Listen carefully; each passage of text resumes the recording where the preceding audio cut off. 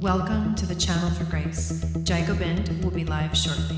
Book a tarot or astrology reading on our website, channelforgrace.guru, and check out our latest programs and classes. Please give us a share and a like, and we hope you enjoy the broadcast. Welcome to the Channel for Grace. Gobind will be live shortly. Book a tarot or astrology reading on our website, channelforgrace.guru, and check out our latest programs and classes. Please give us a share and a like, and we hope you enjoy the broadcast.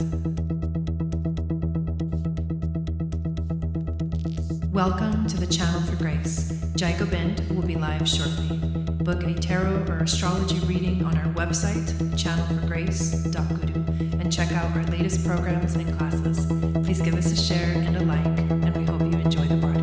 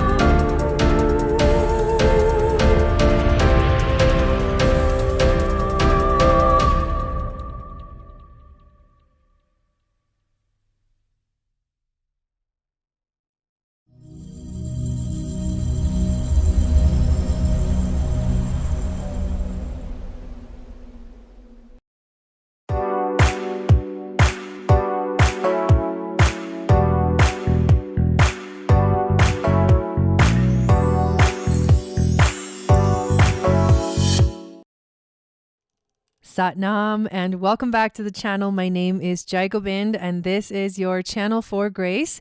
Thank you so much for being here live, and thank you for watching the replay. Excited to be here tonight to talk about the astrology of the new moon in Scorpio that is happening on November 1st, which is this Friday, early in the morning on Friday. This new moon is very important. It is very significant because it is coming at a time when we have Pluto, the ruler of Scorpio, finishing his transit through Capricorn.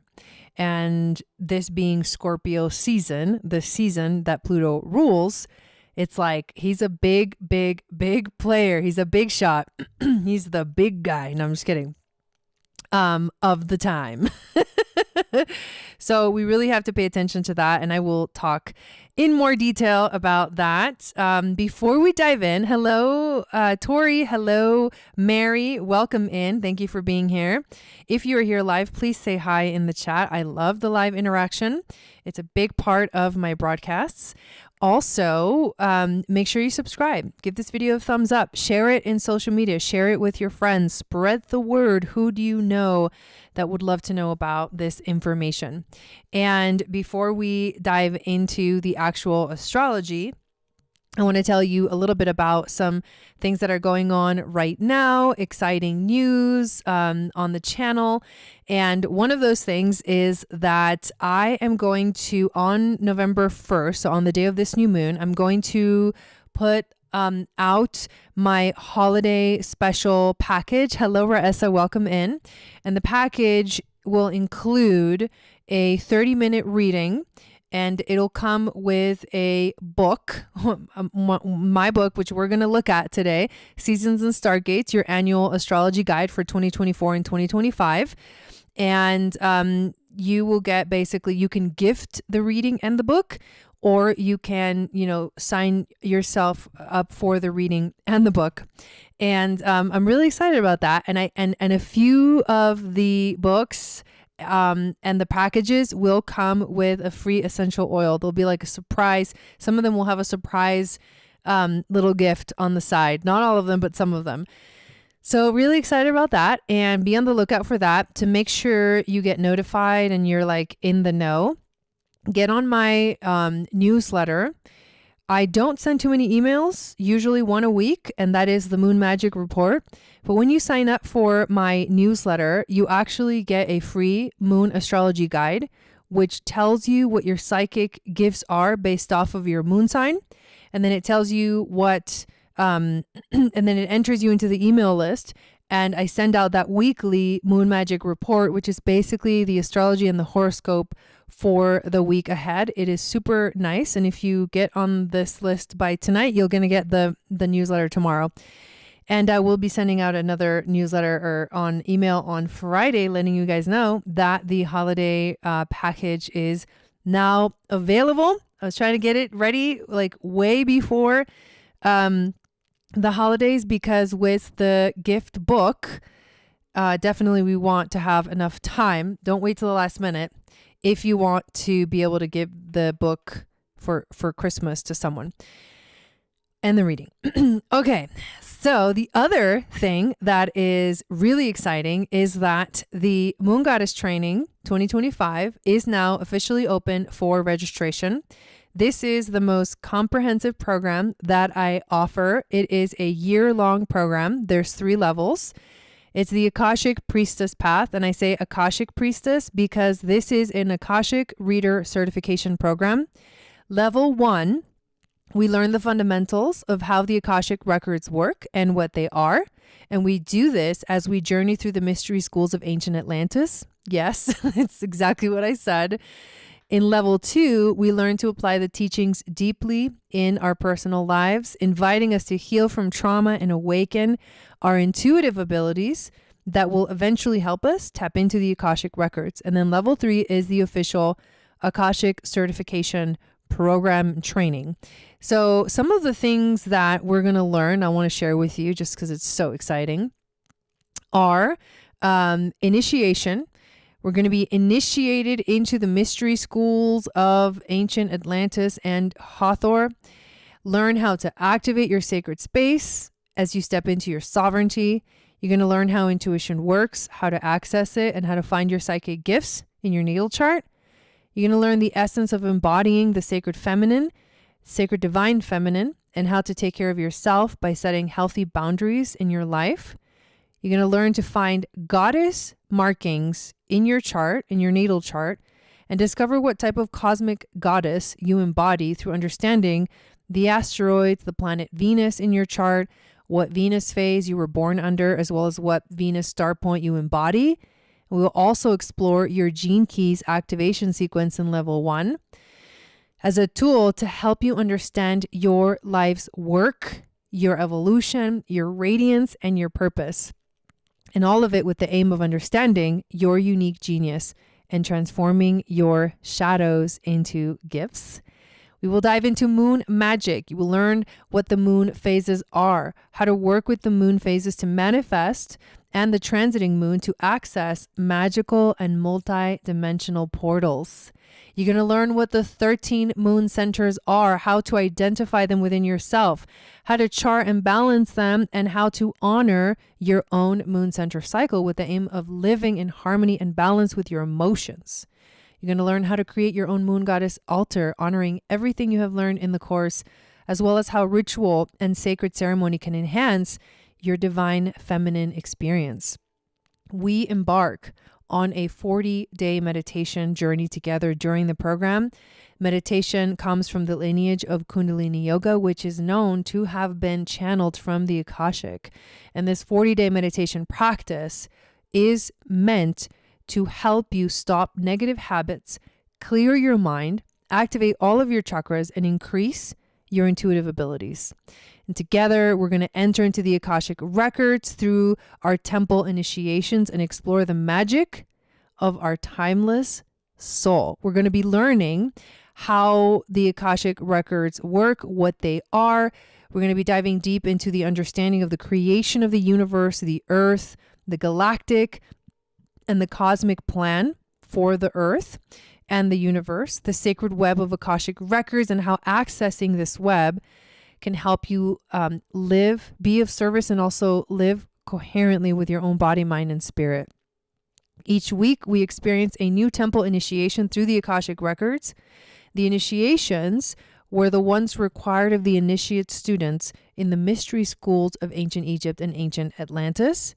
And we learn the 7 laws of the universe, Hermetic alchemy, sacred geometry, the 9 dimensions, and how they relate to our bodies, our chakras, and our astrological charts. And if you want to know how fun the program is, go to my website or click the link below in the description and check out the tentative schedule, which is for level 1, it's pretty set. We start January 29th, but we start with the Nile River initiation. And these were the temples along the Nile.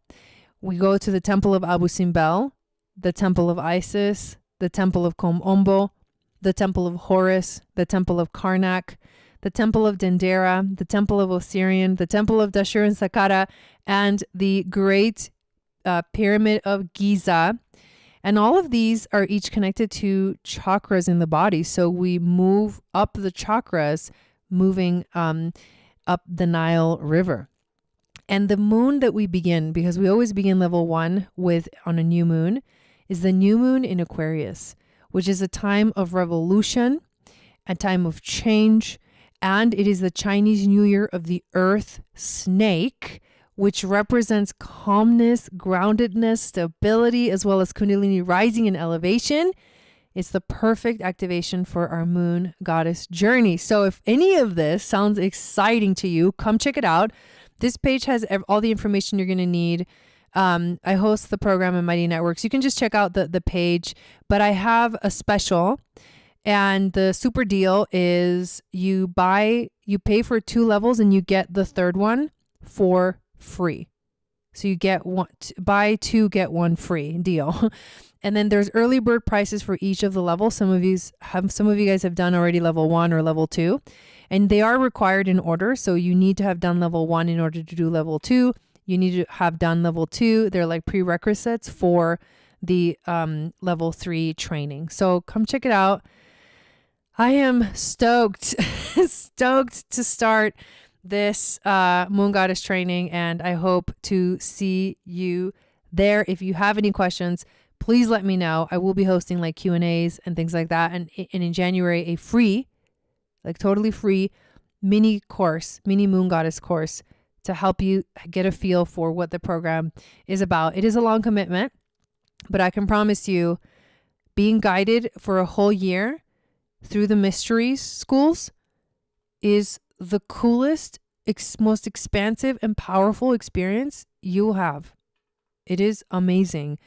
And the goddesses that have graduated from the program are like living their best lives right now because they've learned all the tools to help them navigate through life successfully, knowing their own unique selves and trusting in their own intuition, their own flow, their own authority. And so it is a complete, total empowerment.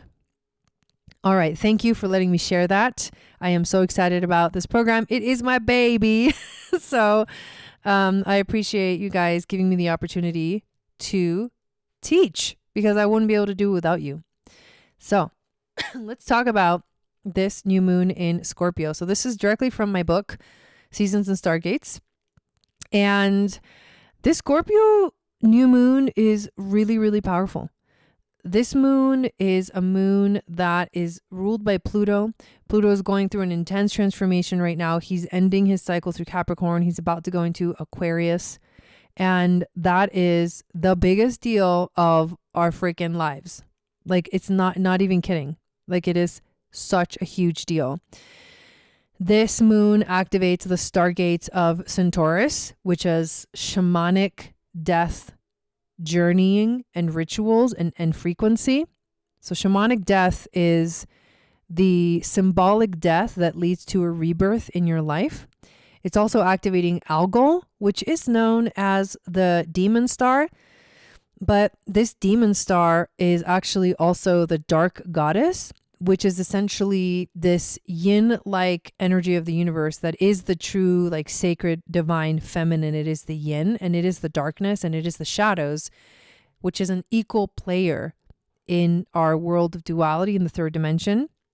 So it is just as important. An algal can guide us through the darkness because she knows the darkness. This new moon also activates Orion Stargate, which is the Akashic of the universe. Orion is a map into the ninth dimension. And the ninth dimension is what we would all normally think of as God frequency. So it's super powerful. And then Ophiuchus is also activated during this new moon. And Ophiuchus is the occult, the mysteries, the hidden things, the hidden information found underneath the surface where you have to really dive deep to discover. So with all those energies, you can see how powerful this new moon is. The chakra that this moon activates is the chakra below the feet.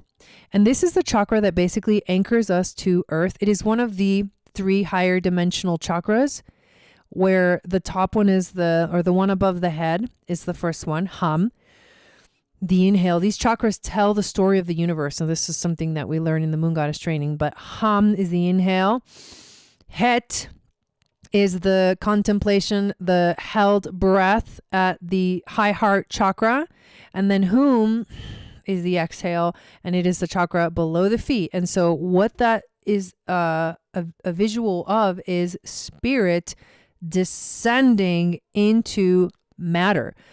And it's important for us to feel our feet on the earth whenever this Scorpio energy comes around, because with all the change and all the transition and all the transmutation that goes on in our lives, especially during this, Scorpio season in general, we need to be grounded. We need to have an anchor that holds us strong while we're doing the work.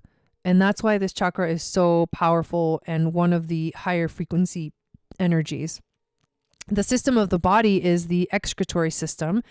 So it's about letting go and releasing and making sure that that energy is in constant flow and there's no stagnation. Because when there's stagnation, we are toxifying our bodies.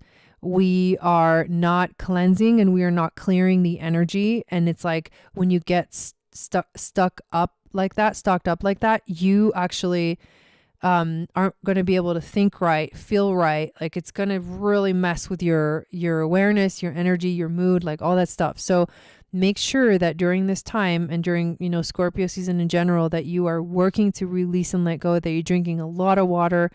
All of those things are very, very important. Hello, Mama. Oh, welcome in. And the gene key and human design gate that this new moon activates is the 44th gene key and the 44th gates. And I'll read about the gene key at the end of the broadcast. And tomorrow I'll do an entire broadcast just to talk about the 44th gate in human design and the human design transit reading for the new moon in general. So this new moon is happening November 1st at 9 degrees, 35 minutes of Scorpio. The most interesting thing about this new moon is that it is ruled by Pluto, and Pluto happens to be back in the sign of Capricorn at 29 degrees. This is the last time we will have a new or full moon in Scorpio with Pluto in Capricorn. From now on, every time we see a new or full moon in Scorpio, Pluto is going to be in Aquarius, and we're going to be in a completely new world. So that makes this new moon very significant.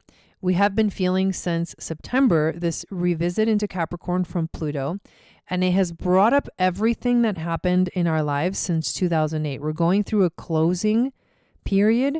We are going into a completion cycle, a big collective, but also personal completion cycle. It's the closing of a chapter.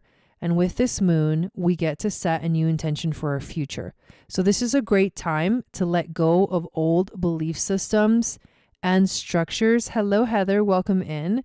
That are no longer going to work, and prepare fully for the new world. And in general, a new moon is about setting intentions for our new 28.5-day cycle. In the Moon Goddess training, we learn how to flow with the cycles. We learn how to understand this cycle and what's the best way to manifest. And during the new moon, we learn that you set intentions, you're planting seeds, you're getting ready for a new experience. And these are monthly cycles, so they come and go quickly. Some of them last longer, especially if it's eclipse season. So we just had eclipses, and those eclipses, the lessons are unfolding for the next 6 months. But this is a 28.5-day cycle, and it's, again, hugely important because of what Pluto is doing. So it is a time to tune in to what we want to manifest and to plant the seeds that will ultimately grow from this moment on. Let's now take a look at the chart and have the actual visual of this moon and talk about the significant aspects that this moon is making. So here's the new moon. Sun and the moon are conjunct at the exact degree and minute, 9 degrees, 35 minutes of Scorpio. And we can just instantly go to Pluto and see what is he doing. He's over here at 29 degrees of Capricorn. He's direct. He's the ruler of this moon. So when we look into what Pluto is doing, we're going to see how this energy is being disposited. But let's go back to the new, to the sun and the moon and see if there are any important aspects. Oops, hang on a second. This thing is playing games with me, and see if there's any important aspects that the actual moon is doing that we need to pay attention to. So there's not much that is happening with this moon directly. A lot of the things are indirectly going on, but they are all, again, being disposited because the ruler is part of all those aspects that are happening not directly with the moon. There is a trine from the moon to Saturn. Now, trines are positive aspects. They bring in harmonious frequency and the invitation to feel easy flow of energy. What does Saturn represent? Saturn represents authority. He represents our own ability to step into authority, to step into responsibility, to step into maturity. And so when he comes around, it's like, oh, you got to follow the rules. You got to fit yourself within the limitations of life, the structures of life. You have to work within the system in a way. And that's why Saturn feels restrictive, because he's like, you can't just do whatever you want. You can't just, live your life like a wild, well, you can, but you're going to face the consequences. And that's exactly what Saturn said. He's the consequences of our actions. He's like, there's consequences. You can't live without consequences. And he is also known as the Lord of Time and Karma. And that's why, because if you do something, you're going to activate a karmic lesson that will continue to unfold, and you will have to sort of balance that energy out.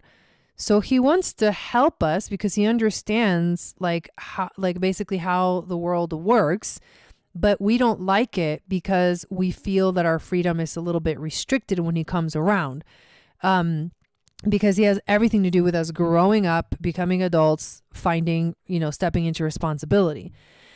This is a trine, remember. So what happens when there's trines to Saturn, that energy, because there is a beautiful and positive side of Saturn. He's like the wise sage, the teacher that you learn the hardest lessons with Saturn, but man, are you freaking beyond ready when the lessons are done. You are so much wiser once you've moved through Saturn lessons. Think of the Saturn return, which happens at 29 years old, usually. So trining Saturn is determination. It is like tapping into the frequency of Saturn that knows that it's going to take hard work, that understands that it has to be responsible, that understands that it has to take responsibility for its actions, that it understands that there's consequences to actions, and is ready. Either way, he's ready or she's ready to do the work. So this is a really good sign for this new moon. We want to be ready to do the work. I mean, how long have we been in this cycle? Since 2008. So we are ready and we want to be helped by Saturn. We want him to help us find determination, set goals, know that we are committed. Saturn is about commitment to our goals, that we're not going to give up. Not going to give up, not going to give up, not going to give up, not going to give up. We're going to make it to the top of the fucking mountain. And that's what Saturn is saying here. And he's also in Pisces. So he's like, trust your intuition, trust your inner knowing, trust your authority, whatever that is in your human design. Everybody's got an authority. Trust your authority, follow the authority. The important decisions need to be made through your authority and no other way. And you will make it to the top, because that's the energy that he's connecting to. The wisdom that he's connecting to is the wisdom of the universe. That is Pisces. Fia in the chat says, I found 2 great horned owl feathers the other day after an activation. Love that. Very cool. Thank you for sharing. So here we are. So now let's go. This almost looks like your chart, Riz, so that's crazy.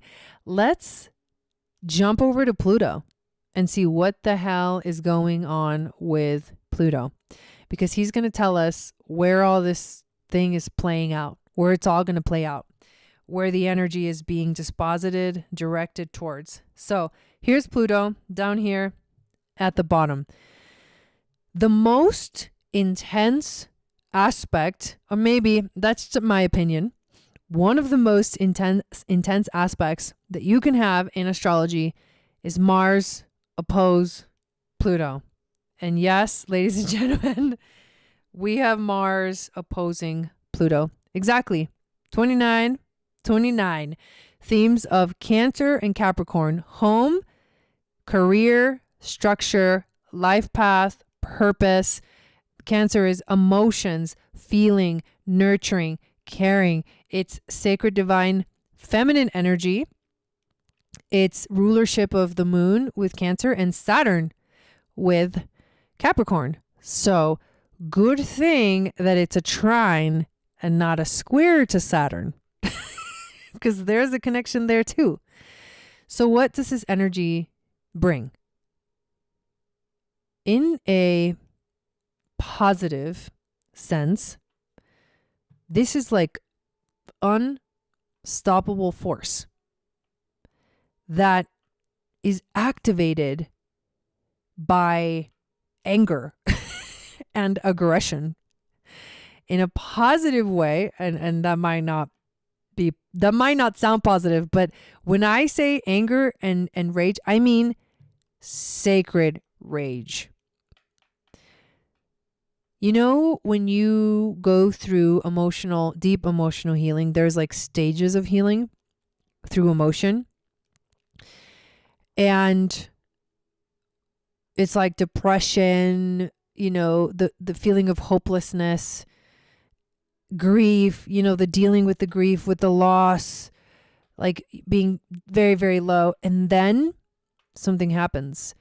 And within you, you find the strength and the power to move through whatever you're healing. And when that happens, it's almost like you don't know where the strength is coming from, but you find it and you just freaking go for it. And that's how this can affect us positively. It can give us the freaking power of like 1,000 horses, you know, an army. And that, if that's what we're activating, we will be unstoppable. Now, on a negative frequency, the shadow of this is like the worst. It is aggression, violence. You know, it's not a healthy rage or healthy anger, expression of anger, because we can't bottle things up. And that's what Mars is learning right now in Cancer. You can't bottle things up. You got to feel them. But if you are unaware of how your expression of your emotions when they're out of control, affect the collective and other people, then you will cause a lot of damage. This is like volatile energy. This is like war-like energy. This is Mars, the god of war, opposing Pluto, the god of the underworld. It's like they, if you think about it, it's like, what good can come of that, you know? So this is going to be intense. However, so like, be careful out there, everybody. However, there is light on the other side. Remember that oppositions are here to teach us to find the middle path, to find the balance between the two. So here we're learning a very important lesson about emotional intelligence. We're learning a very important lesson about trusting our intuition, letting ourselves feel our feelings, but doing it in a healthy and healing way. We are learning to understand the limitations of the world and to know that we can move through those limitations. We don't have to be stuck. This is a big lesson of finding the strength to move, to walk through the valley of the shadow of death and know that we are not alone, because we have our like soul to guide us through the darkness. And this is a grand kite. So you got a trine from Mars to Neptune. You've got a trine from Mars or from Mercury to Mars.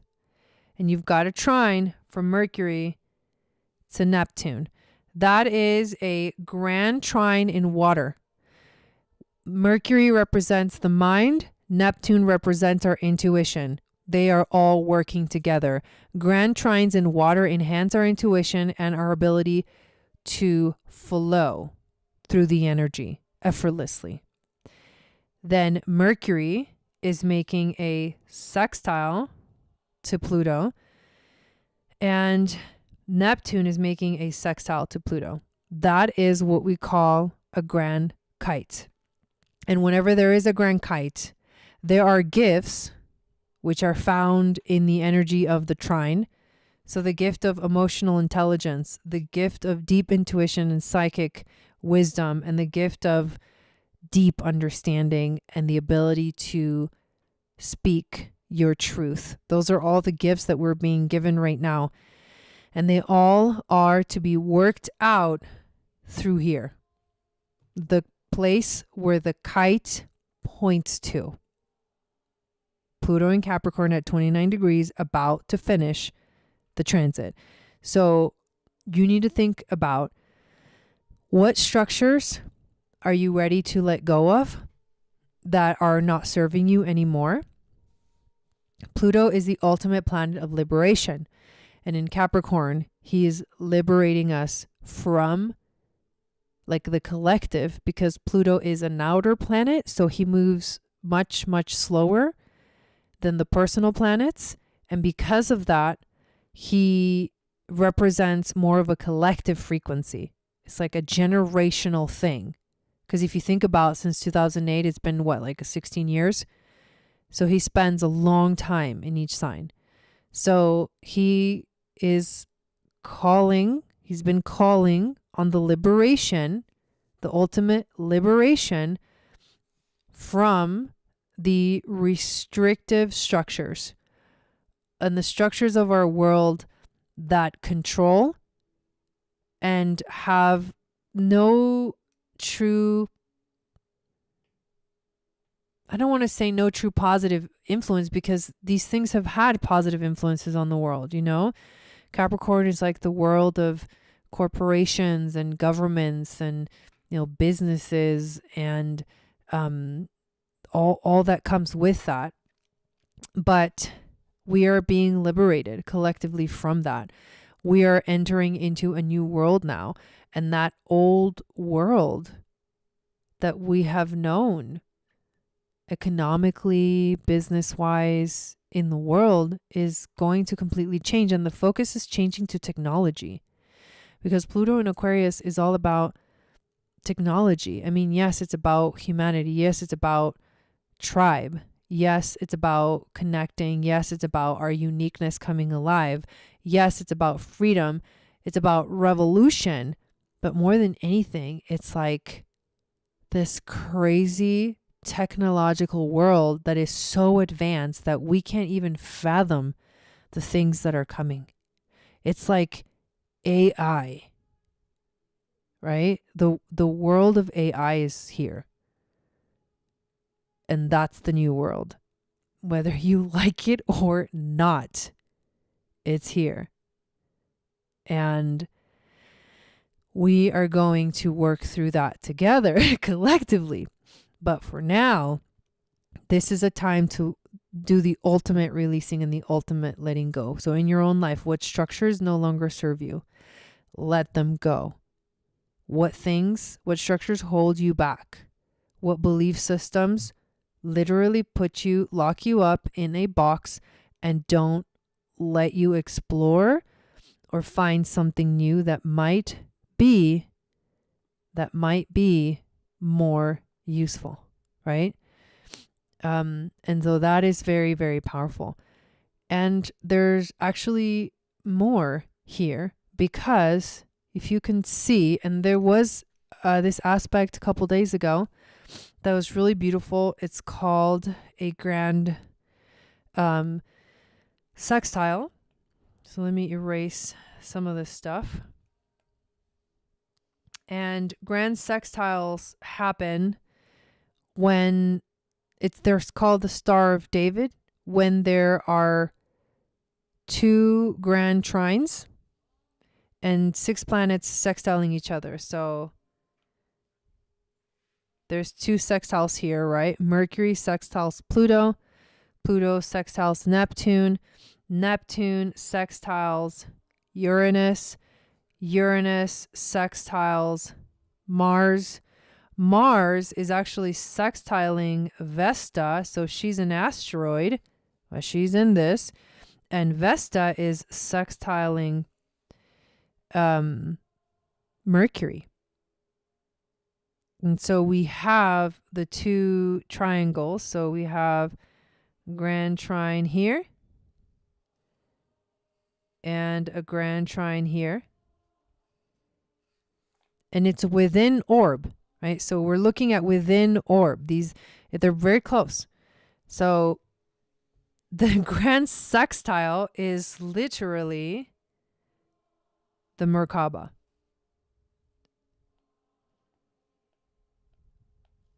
And the Star of David. And this Merkaba is the chariot. It is the vehicle through which we do our work. It is the vehicle through which it's sacred geometry. It's the cube. It's the vehicle through which we evolve and travel to higher frequencies, higher dimensions, activate ourselves. Like our purpose here on this planet is to literally activate our Merkaba. And the way that we do that is by knowing how to live in our purpose. Knowing that through the frequency of love and our willpower, we can make our world happen. We can move forward. Wisdom, will, and love. And we do that work of stepping into wisdom, stepping into love, activating our willpower. We do that by being in the physical experience, having a physical experience, and having to literally walk on the earth with our feet. And what I mean by that is experience the world. It's not enough to have an idea, an ideal. You have to experience the world. And that's how we do it. So this is the magic that this new moon is bringing to us. Sextiles are the ones that nudge us into action And what is the action here, right? Well, it's Mars, emotional intelligence, trusting our intuition, Mars in Cancer, mastering our emotions, not by controlling them. Mastering emotion it has nothing to do with controlling emotion. Mastering emotion has everything to do with surrendering to emotion and understanding it and its flow. Uranus in Taurus, shaking things up, changing, the ground, shaking the ground beneath us, like ripping the carpet off from under our feet, cracking the vessel. I don't know why I just saw that, a cracking of an egg, cracking the vessel,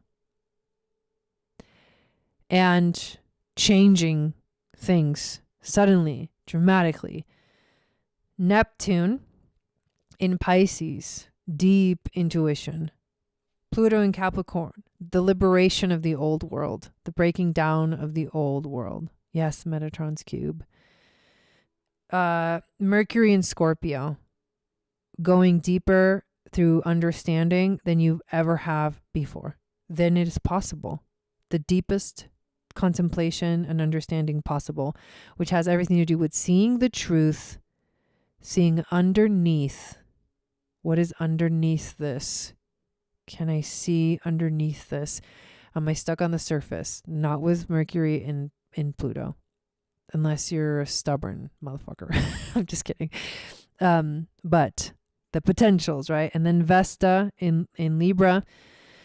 Vesta is the keeper of the sacred flame. And in Libra, which she's basically conjunct to the South Node, which we just had eclipses in Libra. This is deep understanding or a deep yearning for balance, harmony, justice, just seeing that harmony in the world and in our relationships. But also it's about healing the karmic wounds that have been showing up this whole time that the nodes have been in Libra and in Aries. So we're healing our karmic wounds. All of these are how we're being nudged into action. So it's a lot.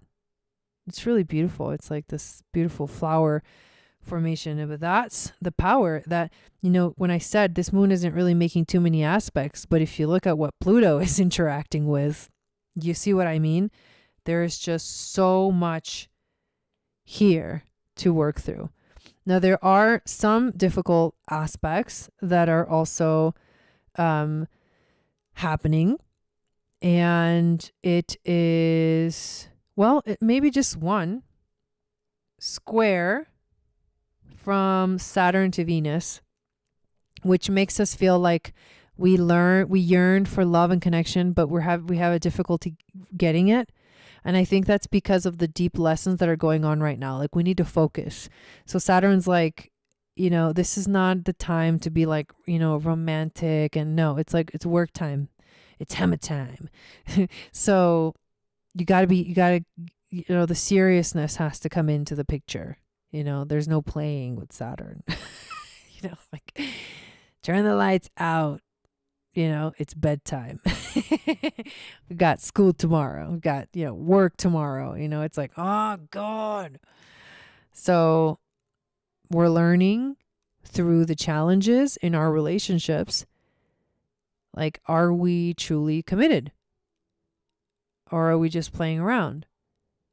Are we, understanding this healing path with Venus, with the South Node in Libra? Or are we missing the point?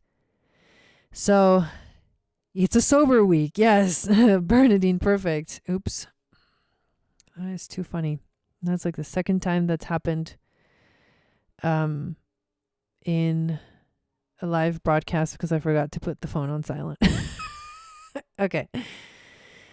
So that would be one of the difficult aspects, but that's not the only thing. There's also, you can see here, Mercury opposing Uranus. And that can bring in like just like outburst of like, bleh. You open your mouth and then you're like, oh shit, I shouldn't have said that. Or sudden things that you have to deal with, you know, that you have to like figure out. That can be difficult. There is a beautiful trine to Chiron from Venus. And that Chiron's like, it's okay, Venus. It's okay. I know you don't like squaring Saturn, but it's all for a good reason. And I'm here to like help you align with the he's like the little mentor or the little like health coach for Venus right now. It's like, it's okay. You know, you can get through this, because Sag is like, fuck this shit. Venus is in Sag. So that is also going on. So you can see like there's a lot, and they're all these things are interconnected, calling us forth to heal, to evolve, and to transform. And so now what I want to do, now that we've covered the astrology, is to talk about the 44th gene key in the gene keys, because this is the gene key that this new moon is activating. And this gene key goes from the shadow of interference to the gift of teamwork to the city of synarchy. And Richard Rudd, who is the writer of the gene keys, this is his book that I'm going to read from.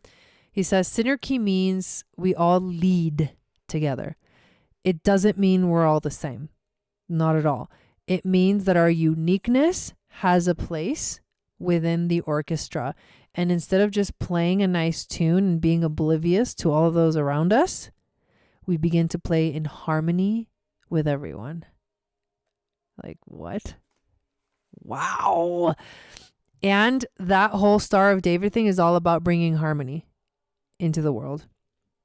So I want to read about this city of synarchy, but I wanted to share that the descriptive phrase for the 44th gene key is karmic relationships.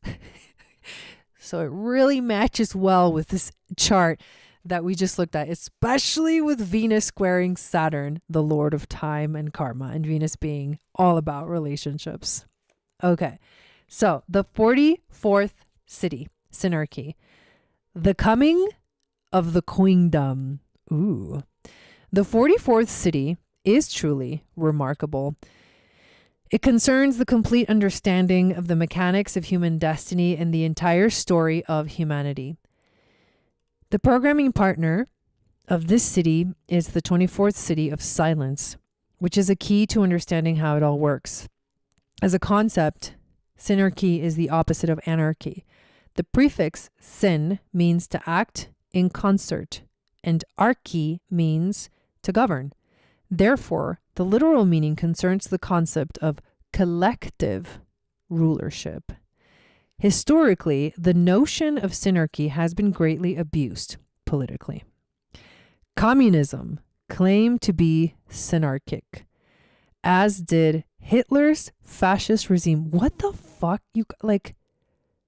What the fuck?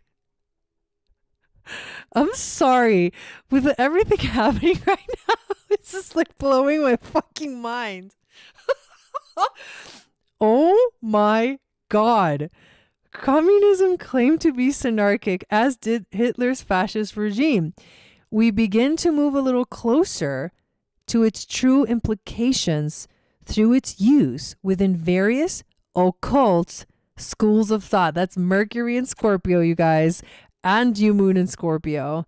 Synarchy was seen by various occult writers as representing a world led by a secret society of masters. This 44th gene key together with the 50th gene key form the genetic codon ring called the Ring of the Illuminati. And given that the 50th city activates the quality of higher harmony, we can see how deeply woven into human mythology this archetype truly is. The myth of secret societies has been much in and out of vogue in the last 100 years. With the rise of the New Age movement, it is currently much back in vogue, with numerous books postulating the existence of the hidden Illuminati who are said to meet in secret and manipulate world events. What is happening right now? Such conspiracy theories may have their roots in esoteric tradition, which speaks of a hidden center of the world, variously known as Shambhala, Mount Meru, or Agartha, and from which a secret circle of ascended masters or celestial beings governs the world from a higher plane. All such myths and stories have their place, but are essentially innocent distortions of the 44th city of Synarchy. Right, Belinda? True Synarchy requires an understanding of human fractals in order to fully comprehend its vast vision. Perhaps the best place to begin an exploration of the concept of Synarchy is the insect kingdom. There are two groups of insects that are known for their synarchic systems of governments: ants and bees. I just got chills. Of these, bees are perhaps the better example. Many of the old esoteric traditions speak of a great being, the king of the world, sometimes also known as Melchizedek or Sanat Kumara, who sits at the center of all creation and governs all life in our planetary system. This is akin to the power of the queen bee in a synarchy of bees. In a hive, all bees serve the queen, and their synarchy is divided into different levels of workers and drones.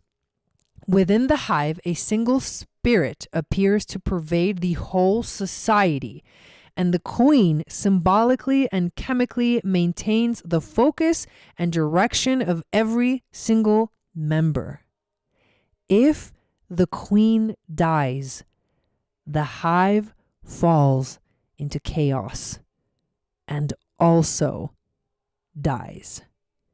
When the 44th city is present in a human being, then they see the entire tapestry of human interaction through time and space. They not only see it, but they dissolve into it. The consciousness within such a person is able to travel down every single fractal line within the cosmos, because there is no resistance within the vehicle.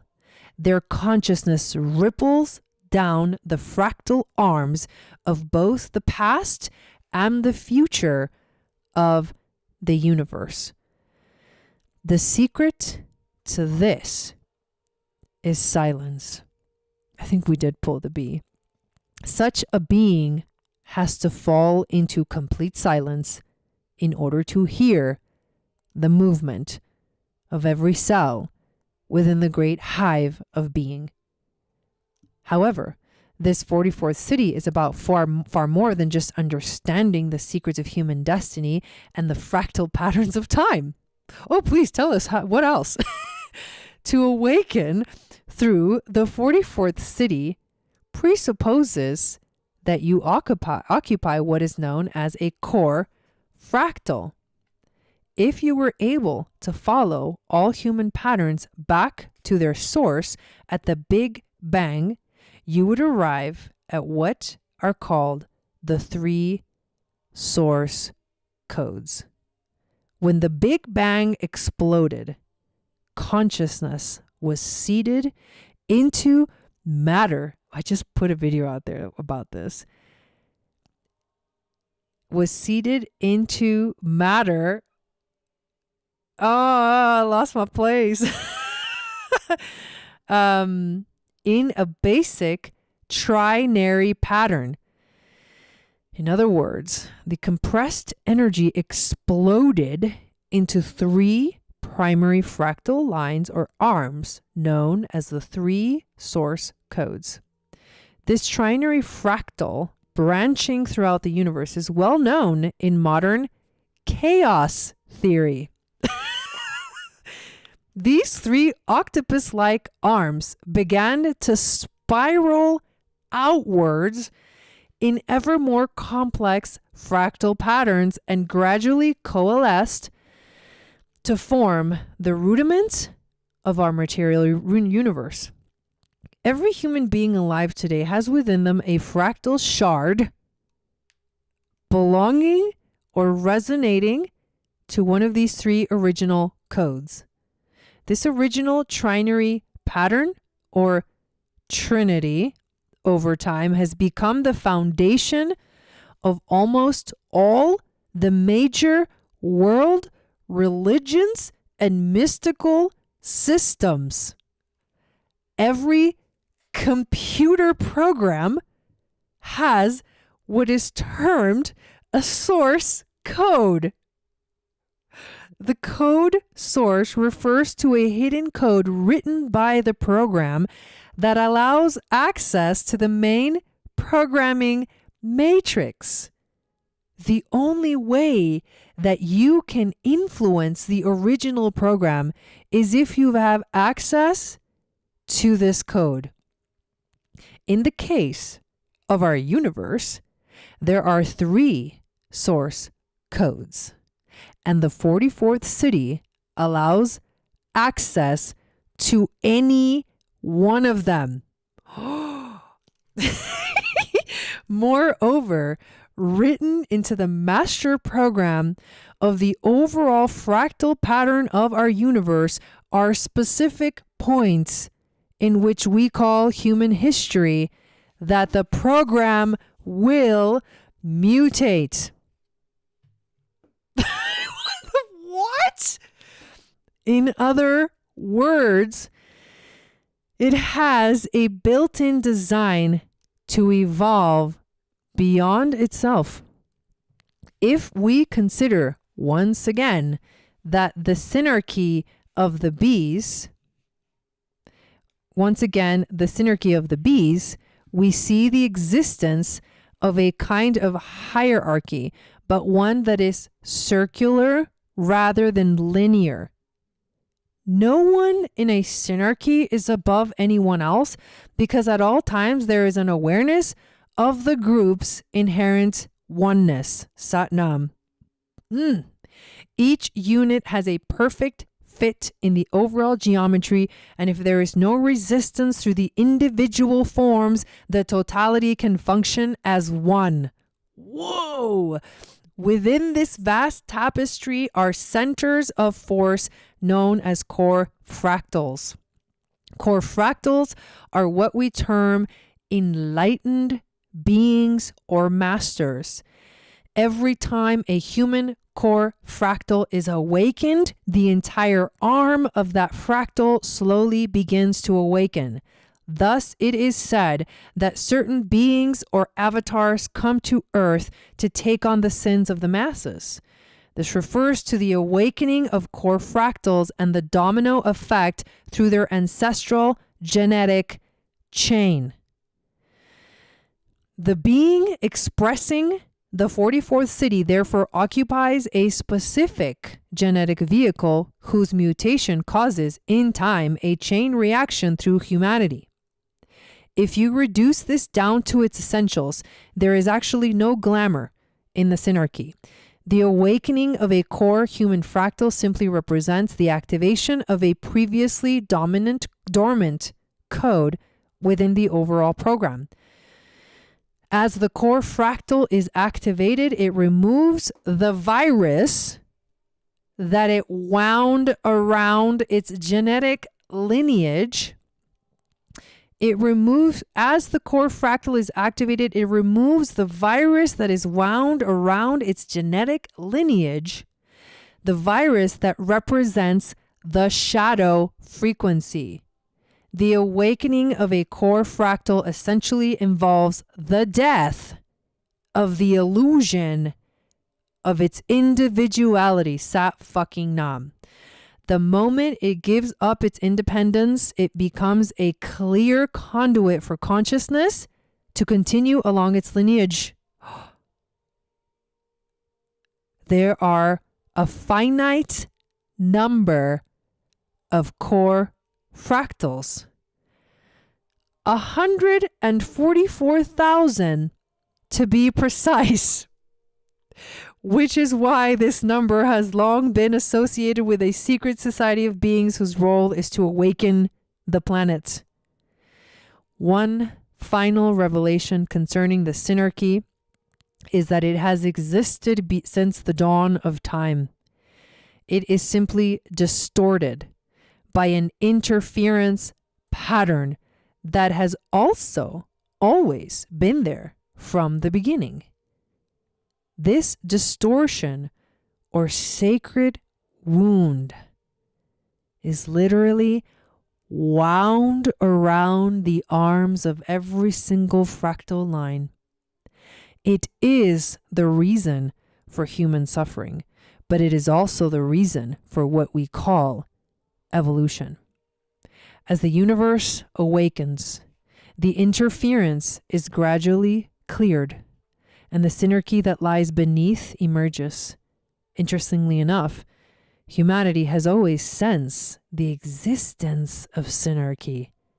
It lies in all of our myths of a past golden age or a future paradise or heaven on earth. It is written into our destiny to realize the synarchic nature of our species. Although the greatest irony of all is that by the time it arrives, we as individuals will have disappeared. Whoa. What the hell was that activation? I don't know, but that was a freaking activation. Okay. This is the power of this book. And that was just one part of this chapter that talks about the 44th gene key. And how is it that it's the 44th? Like that number is also powerful and sacred. So let's activate just thought. Just for a moment, entertain the thought of a synarchic planet, of a synarchic humanity. What would that look like? That is the focus for this new moon and for this new 28.5-day cycle.